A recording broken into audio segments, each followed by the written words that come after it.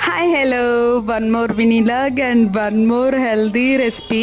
ఇక్కడ మొలకల్ని నానపెట్టుకున్నాను ఒక 4 అవర్స్, అండ్ 4 అవర్స్ ఓట్స్ కూడా నానపెట్టుకున్నాను అనమాట. మొలకలు నేను ఎలా ప్రిపేర్ చేసుకుంటా అంటే ఆల్రెడీ బిఫోర్ వీడియోలో చెప్పాను. నేను ఆ వీడియో మీకు ఇక్కడ ట్యాగ్ చేస్తాను, చూసేయండి.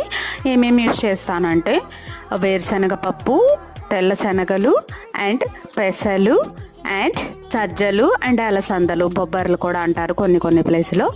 ఇవన్నీ యూజ్ చేస్తాను. నానబెట్టుకున్న తర్వాత మిక్సీలో, వీడియోలో చూపిస్తున్న విధంగా మిక్సీలో పెరుగు, పచ్చిమిర్చి, అల్లం వేసేసుకొని బాగా గ్రైండ్ చేసుకోవాలి. ఉప్పు కూడా వేసుకొని అలా గ్రైండ్ చేసుకున్న తర్వాత పొడి బియ్యం పిండి ఒక 2 స్పూన్స్ వేసుకుంటున్నాను.